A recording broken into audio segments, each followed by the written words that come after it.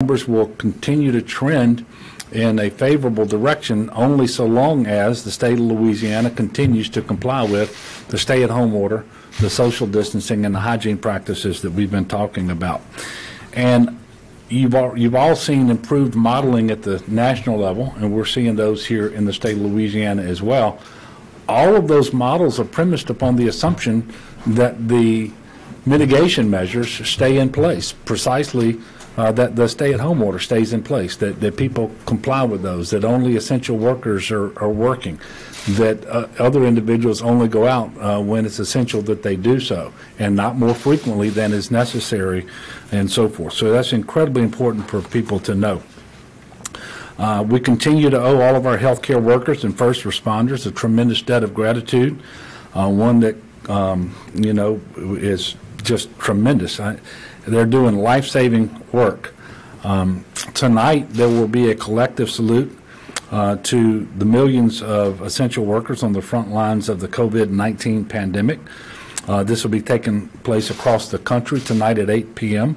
Local time, and across the country there'll be 150 iconic landmark buildings that will become beacons of blue to simply say thank you for all that these individuals are doing. And so this is part of the Light It Blue campaign that extends from One World Trade Center in Madison Square Garden in New York to right here in Louisiana. And in our state, the participating buildings will include the Superdome, the state capitol, the governor's mansion, LSU's Tiger Stadium, Southern University's F.G. Clark Activity Center, and Louisiana Tech is also lighting its iconic fountain tonight, the Lady of the Mist. We encourage everyone to join in, and if you can't light it up blue, do what you can to show our medical heroes and first responders, who are also heroes, how much we collectively support and appreciate them. I also want to thank a number of individuals and entities for the outpouring of generosity that has happened over the past few weeks from both the public and private sectors. That has been truly remarkable. Today I'm announcing 3 additional donations from companies to help us here in Louisiana. Salesforce will donate 500,000 N95 masks, 100,000 gloves, and 50,000 shoe covers to our state. Walmart has announced that they will donate 25,000 N95 masks, and Shell, right there at Norco, will donate 10,000 95 masks. We appreciate all of them, and we know that these items of PPE will go a long way to helping our frontline healthcare workers. I'd also like to again thank Walmart for partnering with us on bringing more testing to areas of the state where it has been lagging, principally up in Shreveport and down in St. John the Baptist Parish as well. I'm also pleased to announce that we've approved the first grant from the COVID-19 Response Fund. You may remember that the Baton Rouge Area Foundation, the Huey and Angelina Wilson Foundation, and the Irene W. and C.B. Pennington Foundation each contributed $400,000. This fund is being administered by BRAF here in Baton Rouge, and it's specifically for the Baton Rouge area, and they created this COVID-19 Response Fund. More than $100,000 of that will be given to the 3 O'Clock Project, which has expanded its meal distribution services after some public school systems were no longer able to continue their cafeteria services. And with these funds, they will be able to reach 30,000 more kids daily. The nonprofit is serving free meals to children under 18 in East Baton Rouge, St. Landry, Assumption, Iberville, and Ascension parishes, as well as other parishes across the state. A consortium of more than 60 restaurants is preparing thousands of meals daily, retaining restaurant workers who otherwise would have been unemployed because of the coronavirus outbreak. I also want you to know that while we can't host the annual Easter egg hunt at the governor's mansion this year, we had already gotten all of the candy necessary to have that, and most of it from Elmer's there in Ponchatoula, and we've donated that candy to local food banks in East Baton Rouge Parish schools for the children and their families to enjoy. I know right now, as we are celebrating and marking Holy Thursday and approaching Easter weekend, it's a little hard to feel connected to each other. And so I wanted to share that the Nextdoor app is up and running. It's one of the largest sites for neighborhoods in the country. We're going to be sharing updates via Nextdoor. And we also want to be, we'll be working to get neighborhood captains organized to help support local businesses. They can place orders from restaurants and so forth, and the captains can then pick up the orders for everyone at once and help reduce the number of people having to go out and make contact with other individuals. So that is the Nextdoor app. This is part of Louisiana's Get It To Go campaign, which features a public service announcement by the LSU gymnastics coach Dee Dee Bro. We know our local restaurants are working hard to help feed people, and we want everyone to know that when it comes to our Louisiana food, you can get it to go. As I mentioned, today is Holy Thursday, tomorrow is Good Friday, and of course Sunday is Easter Sunday. The Easter story is, at least in part, a story of waiting for new birth, and we're in another period of waiting right now, one that's unfortunately going to last past this coming Sunday. But there is light at the end of all this darkness. And I did want to encourage the people of Louisiana to look at it in that fashion, encourage them to continue to comply with all the orders that are in place and to be patient and to be resolute. Because if they will do that, then the light comes sooner, and the sooner we can start transitioning back to some sense of normalcy. I do want to extend my prayers and condolences to the family of Pastor Harry Blake of Shreveport, who passed away last night. He was 85 years old and an iconic leader of the civil rights movement. Pastor Blake served the Mount Canaan Baptist Church for more than 52 years. He endured many hardships during his life, and in fact, very nearly lost his life during the civil rights movement. But he never wavered in his faith, nor in his work towards equality and justice for all people. This state will be forever grateful to Pastor Blake and for all that he did, the sacrifices that he made to make our state better.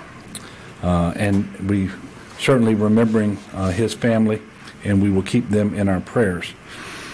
Before I get to questions, I did want to follow up with a question that Greg Hilburn asked yesterday, and I didn't have the answer to it, and that is whether the $600 per week payments are retroactive, and this enhanced unemployment benefit that will go not just to those who are traditional employees and can benefit, but in this case, because of the CARES Act, this money will also be made available to individuals who are 1099 workers, self-employed, gig workers, and so forth. Those payments are retroactive, but only to the week that ended on April the 4th. So this is the second week. I've directed Secretary Ava Dashwa to begin making those payments on Monday of next week. So, Greg, the answer to your question is yes, retroactive to the end of last week. So that will start next week. And again, those payments are in addition to the normal state benefit, which maxes out at $247 per week. So I will now take a couple of questions that came to us from the public. First, Joy asks, I have recently been diagnosed with breast cancer and am in need of surgery. Surgeries are on hold right now. Is there any way of knowing or anticipating when these much-needed surgeries and related procedures will be able to be resumed? First of all, I'm sorry about the diagnosis, and Don and I will certainly keep Joy in our prayers.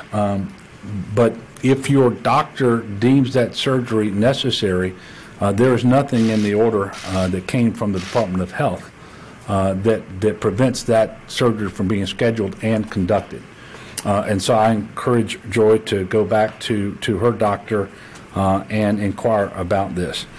The second question comes from Dave. He asks, what are you doing for first responders, especially those working with EMS and must go into these unknown situations to complete first-line treatments? First of all, as I mentioned earlier today and numerous times, we are very thankful to all of our first responders, all of whom show up in a big way every day across the state of Louisiana, but especially during times of disaster and emergency, whether it's a natural disaster or this public health emergency.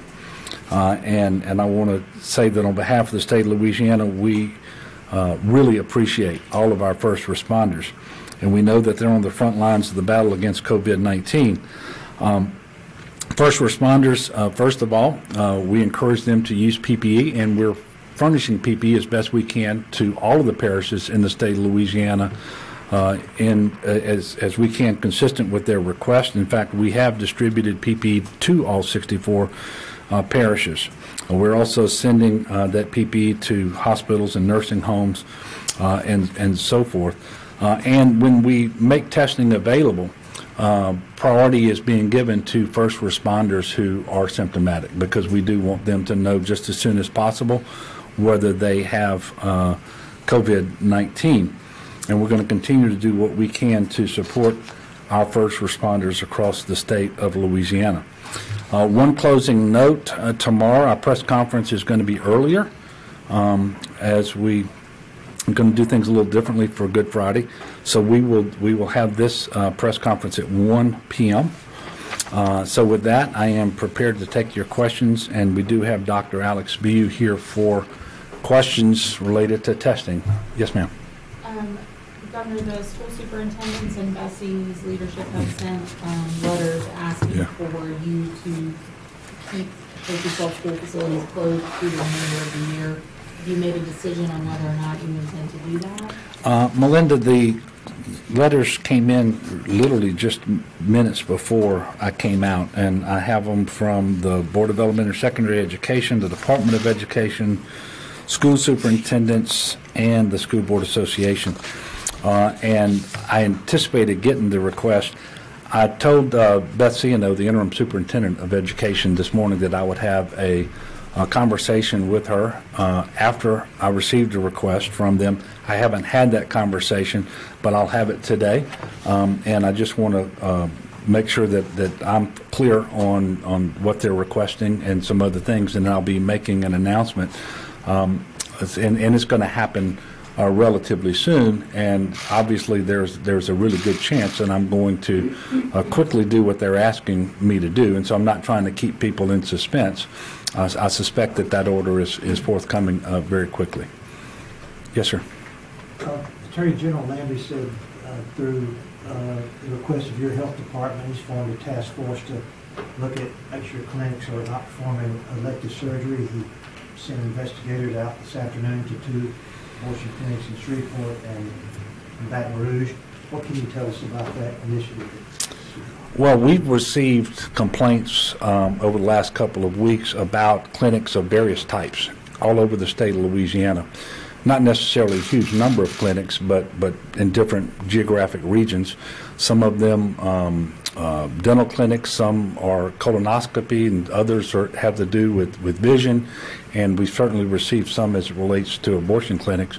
And so we are trying to ascertain now whether any of these clinics are in violation of the orders that have been issued by the Department of Health that stopped non-emergency medical procedures in order to try to conserve PPE that could be used in the fight against COVID. Those investigations have started. I haven't received the result of any investigation in any one of those clinics, and so I don't have any more to add at this point, but I'm sure that there will be additional information at some point. Do you believe that abortions are an elective procedure? Well, I think it would depend on the conditions under which one was performed. And again, we're going to have more information about this soon, and we'll share it with you when we get it. But I have not received the results of any of those investigations yet. So to be clear, Jeff Landry is investigating these abortion clinics on behalf of your health department, and you're going to decide what to do once you get the. Well, I believe there is an effort with the State Board of Medical Examiners, the Department of Health, and the AG's office to try to figure out whether clinics are violating the order that was issued several weeks ago by the Department of Health. Do we know which of the 3 abortion clinics in Louisiana are performing the procedure right now? I don't know. Any other questions? Yes, sir. So the CDC has started to do blood testing for coronavirus antibodies across the country. Do you support the use of this type of testing in Louisiana? Would you like to see the CDC do something similar? The serology testing? Is Yeah. a way to like inform Yeah. when we reopen? Yeah, well, first of all, it's critically important to know that. And as we transition at some point in the future, as we're able to do so, and start easing up on the restrictions, which we are not doing today. I'm not announcing that today. It's totally inappropriate at this point. We know we have a ways to go while we need everyone to continue to comply with the stay-at-home order, with the social distancing, with all the hygiene practices. But as we do, when the circumstances allow us to, start to transition, we know that more testing of all types is going to be required, whether it's diagnostic testing, surveillance testing, or this serology testing, because we would want to know, for example, if someone contracted the disease, developed antibodies to it, and then have immunity potentially from getting the disease again. And by the way, we still have to know, because this is a novel coronavirus, exactly what that means in the context of this particular coronavirus that we're up against, because we don't know that it doesn't come back in the fall, slightly different, mutated. You know, every year you got to get a new flu vaccine, and it doesn't matter whether you had the vaccine last year or not, or whether you had the flu and developed antibodies. It changes over time, but knowing whether there are antibodies in an individual and the immunity that confers upon that individual is important, and knowing just how free that individual then is to resume work and to going out in public and making contact with people. So we're going to be looking to avail ourselves of that testing as broadly as we possibly can once it becomes available, especially in the context of that transition that I talked about. But we're also going to have more testing as it relates to surveillance and diagnostic. That's the kind of testing we're doing now. Hopefully more of the quick turnaround time, the 15-minute type testing that we're starting to see come online now, so that we can do more contact tracing and isolation of those with respect to those individuals who are positive, because that just becomes more important.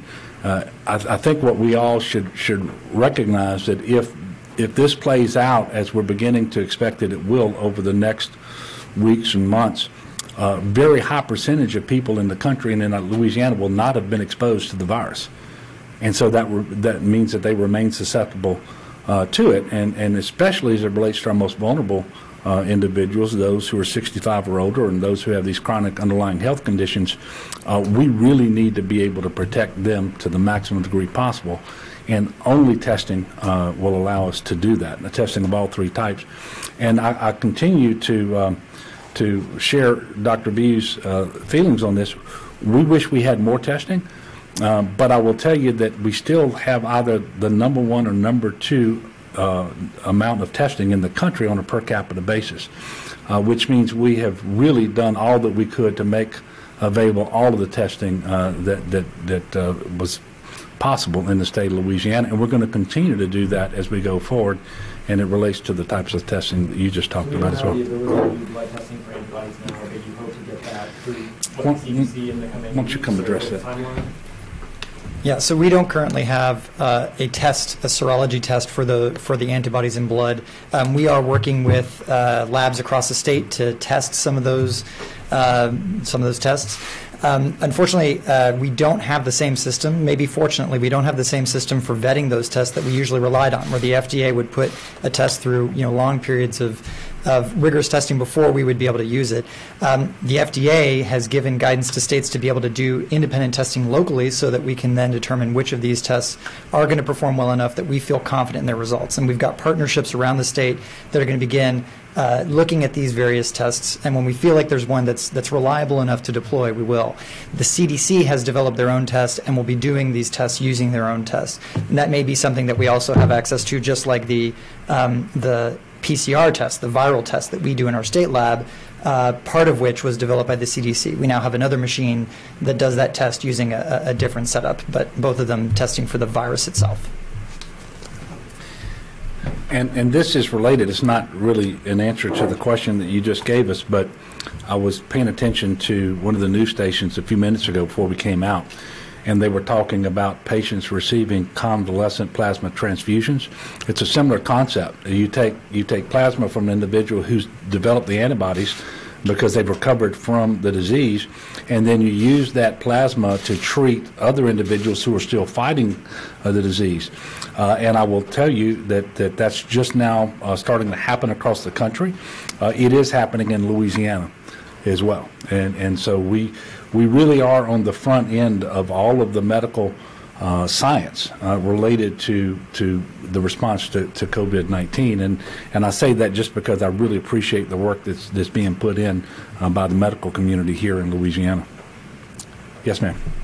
Governor, obviously, we learned overnight that FEMA and HHS are saying that the national stockpile has been depleted, and there is nothing to give states right now in terms of PPE, ventilators, those kind of things. Did you get any notification, or did the governors get any notification in general that was happening? And do you have any concerns about that? Does that change how you're approaching trying to obtain things like PPE and ventilators?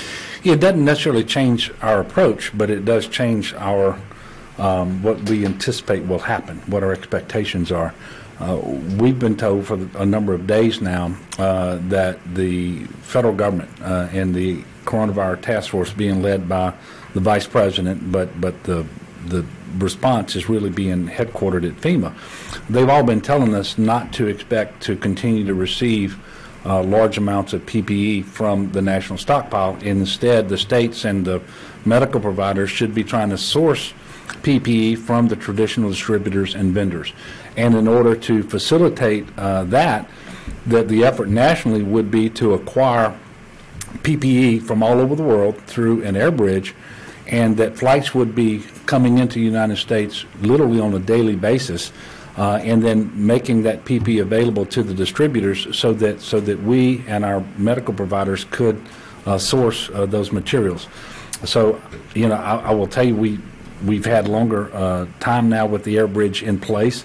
It appears that the PPE is becoming more readily available. I'm not going to say that we have as much as we would like and that it always comes in as soon as we would like it, but it seems like we're moving in a better direction in that regard, so I'm not especially troubled by what we're hearing with respect to the national stockpile. And I'm not surprised by that either, because they've been telling us to sort of wean ourselves off of the national stockpile and move in this other direction. And as I mentioned, we're now starting to get much more support from the private sector via donations as well. I mean, 500,000 masks from one donation, and these are N95 masks. These are the masks that are most sought after right now. So we're in a little better place there. I'm not going to say that we're out of the woods. PPE remains a concern. Not just for Louisiana, but for all the states in our country, and for probably 160 or so countries across the globe. On that subject, several states have sort of talked about getting together to use their purchasing power together. Are you in any conversations with other states to do that? We are not. We're looking at the concept to see whether it confers any advantages. Right now, quite frankly, we don't see it, and this still in the early stages of developing these consortiums, and whether that really through the enhanced purchasing power that a consortium might have relative to the states acting individually, you know, I just don't know that confers any benefit, and it may add an additional layer of sort of a bureaucracy that you have to go through in order to place an order for and then receive your allocation of PPE. But we are taking a look at it. We haven't said no, but it's something I've asked Colonel Wascom to take a look at and see whether that's a step he would recommend. And then we're also trying to talk directly to the states that are doing it to see whether they believe it's going to be an improvement. Yes, sir. Governor, on the subject of schools and the decision on that, a lot of them are doing learn from home through Zoom, FaceTime, things like that. Is that an effective method of educating, and is it desirable? Well, it's probably the most effective method that you have when you are not able to assemble in your classroom. And so because of that, and because we want our children to continue learning as best as possible and as much as possible, it's desirable because the only option is to do nothing. Now, it's not a very good fit for career-oriented classes and so forth, but obviously it is much better than a young person who needs to be in school not doing anything related to learning. And by the way, schools are also across the state of Louisiana. They continue to try to get traditional materials in the hands of children too, paper as well. But Zoom is one of those options. You know, I had my first Zoom experience just over a week ago, and while it wasn't like being in the same room with all of my siblings and my mother, it wasn't bad either. And it allowed us to be connected and to joke and to cut up and express our express ourselves as we always do, but we were a little nicer probably under the circumstances than we might be sometimes. And then I know that that's the experience that people are having with respect to education as well. So it certainly beats not having any class experience during this time that we're not going to be in school. Yes, sir. Governor, we're almost halfway through the month. What is your sense? What do you believe the likelihood is that you will allow your order to expire on April 30th? I'll have an announcement on that when I have an announcement on that, and today is just not the day. What I will tell people is we're in a better place than we were a week ago, and a week ago we didn't anticipate that we would be here necessarily. So how can I tell you where we're going to be a week from now? We just have to wait and see, and I'm asking people to be patient. But I will tell you that whenever we start the transition, it is not going to be like flipping a light switch where you go from all one direction and then you start going totally in another. It's going to be a transition period, and it's going to be dependent on a lot of things, including the various types of testing that we just talked about, and loosening restrictions as we are able and feel confident. And by the way, monitoring at all times whether cases spike, and if so, you got to ratchet down again. But we will do this as a team, working with the federal government and the folks at CDC, and working with Dr. Fauci and his group as well. And so we're not going to have an announcement until we have an announcement about that. I will repeat, however, the models that show that the total deaths in the United States related to COVID-19 going down significantly are premised upon us having these mitigation measures in place, not just through the end of April, through the end of May.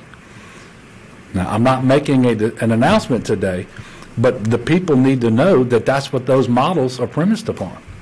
And because sometimes individuals will throw these models up and they don't tell you what's informing them.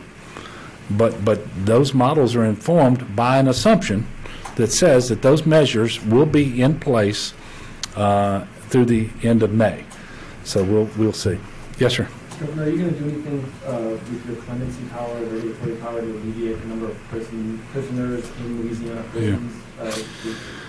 First of all, that's already happened to some degree with respect to pretrial detainees, and so you've got sheriffs and DAs working with probation and parole and judges to look at all of those individuals that they think should not be detained, and because they don't pose a threat to public safety, and we're trying not to have more people than is necessary. And then we have an effort underway in the Department of Corrections to work with some authority that the Secretary already has, and we're looking at nonviolent, non-sex offenders within 6 months of their release date, focusing primarily, or I shouldn't say primarily, but first of all on those people who are older, 60 or older, and have underlying health conditions, to see whether they can be furloughed. But if so, it would be they have to have a home. It would be home confinement. They would have an ankle bracelet on, and their case would be approved by 5 of 6 people sitting on a special panel that would look at this. And the panel would be comprised of an individual from the Department of Corrections, the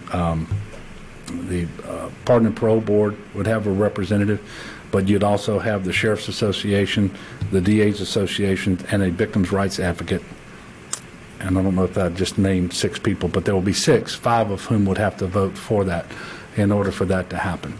So there are some steps that are underway. That process has not yet started. The Department of Corrections is gathering the information on individuals who meet the criteria and gathering the files up so that they can be presented to the panel, and then that will start sometime in the near future. Any timeline more specific than that? No. The last that I heard was that the goal was to start it on Tuesday, having the first iteration of that. I don't know whether they have gotten it to the point where they can actually get the first one done Tuesday, but I'll let you know. Yes, sir. Back to testing. You mentioned more testing going online that makes the results come in much faster. Yeah. Where are we as far as the lag between someone getting a test and the numbers that are coming out daily? Yeah. And when can we see that lag close? It's not an easy question to answer because it depends on who's administering the test and the lab that they're using to get the results from. One of the things that we don't have fielded as robustly now as we would like, and it's just a function of the supply not meeting the demand, are these Abbott machines that can do a test in 15 minutes. It is true that we received our 15 machines, but we also received a total of 120 cartridges. Well, a single cartridge is required for every test, and the cartridges are being produced as quickly as Abbott can produce them, but we can't get any more until we work through FEMA, and we're doing that now to try to get more as they are produced. So we have the machines, but not necessarily the cartridges to make a big difference. But we do have health care providers out there that have been able to obtain their own similar machines. But these are the machines that we really want to have in place all over the state of Louisiana, because you can quickly determine whether someone has it, and if they don't have it, then you don't need to burn all the PPE. And you don't treat them exactly the same way, so it's important to do that. But then you have all sorts of different testing that's going on out there. Some of it is being sponsored by the federal government, and they have contracts with various labs, whether it's Quest or LabCorp. You all know from reporting over the last week or so, and I think things are better now, but at one time the Quest was taking up to 7 days to get the results back. They had a backlog of 160,000.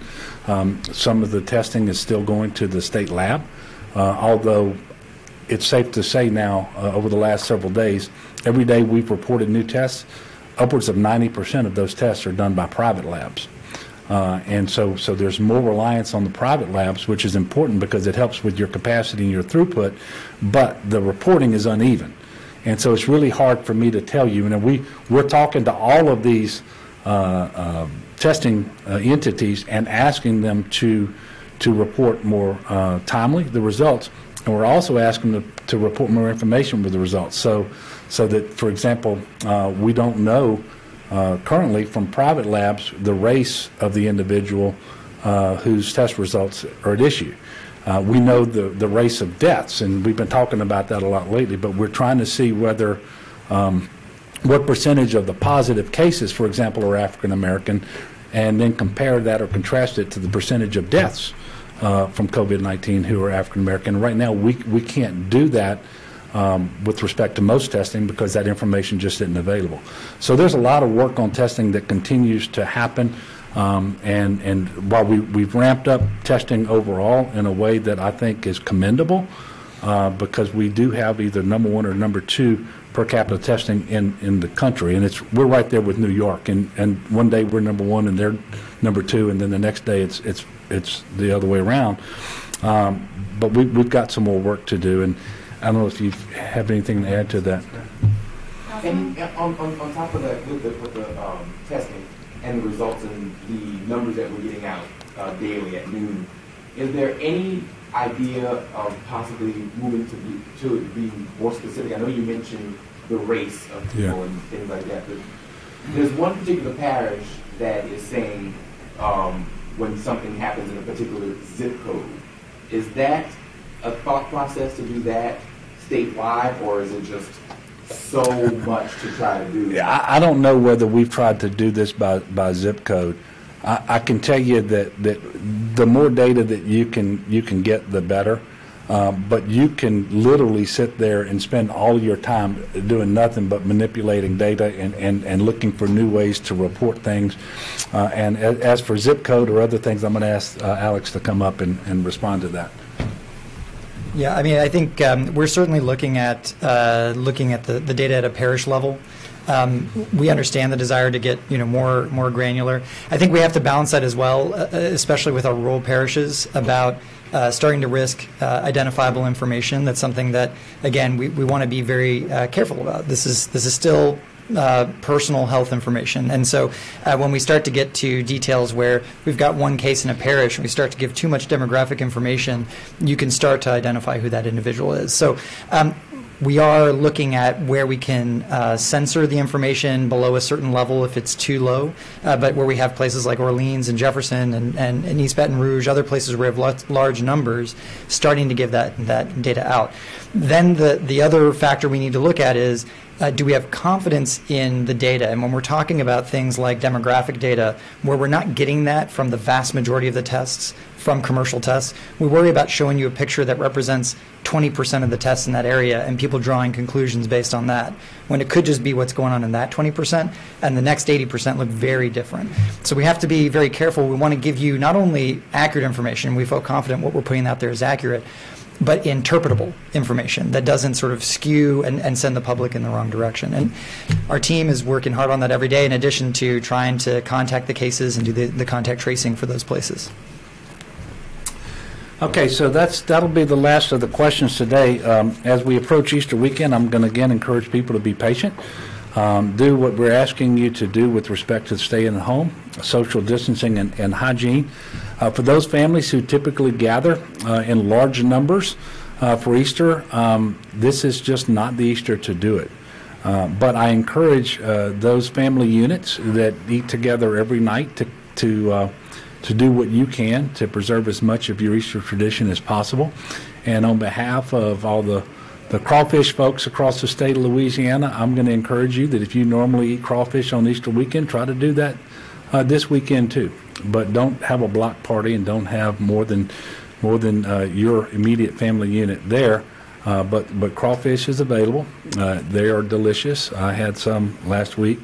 And I would encourage you to continue to do that, but just do it on the scale that is appropriate.